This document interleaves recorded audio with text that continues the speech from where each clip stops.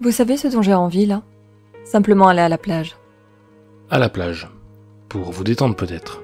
Après ce que vous avez traversé, je peux comprendre. Non pas m'allonger sur le sable. Juste marcher jusqu'à l'océan. Marcher. Continuer jusqu'à ce que je n'ai plus pied. M'allonger. Me laisser porter. Ne plus penser.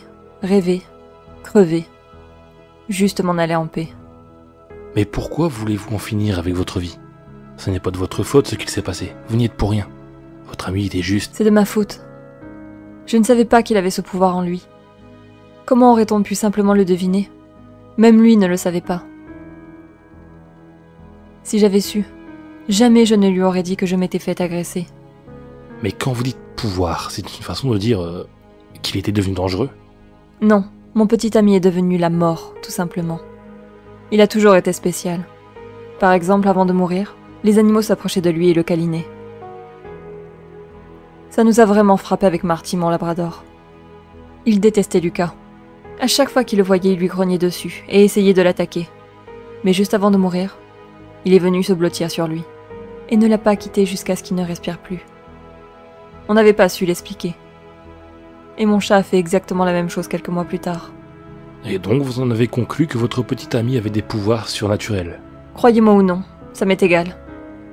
Simplement les gens qui sont morts dans la rue ce jour-là, vous avez bien vu qu'ils ne sont pas morts par balle ou arme blanche. Ils sont simplement tombés quand ils passèrent à côté d'eux. Et sont morts sur le coup. Revenons-en à ce moment justement.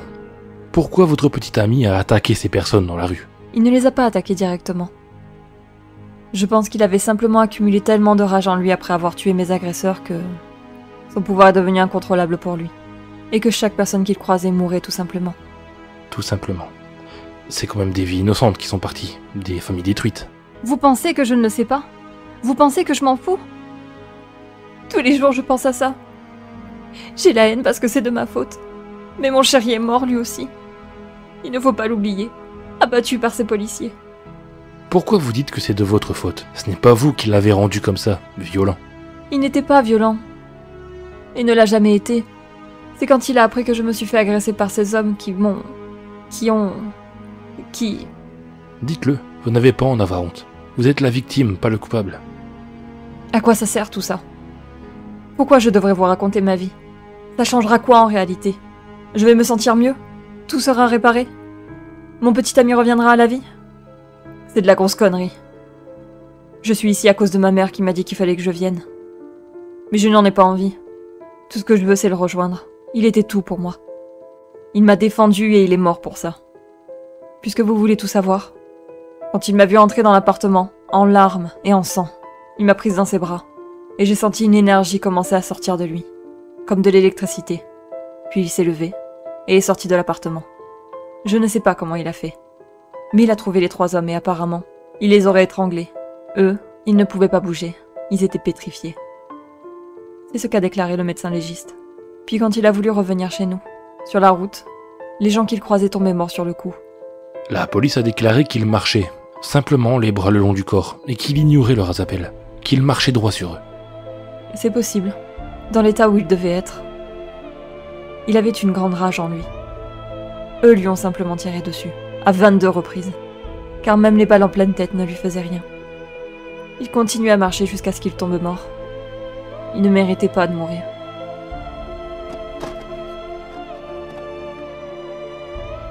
Je me rappelle de cette affaire qui s'est déroulée il y a quelques années.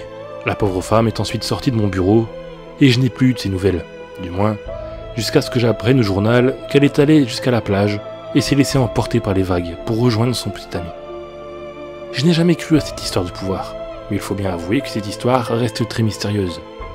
Les nombreuses réactions des survivants des meurtres dans cette rue sont troublantes aussi. Tous affirment que l'homme passait simplement à côté des personnes et qu'elle mourait subitement.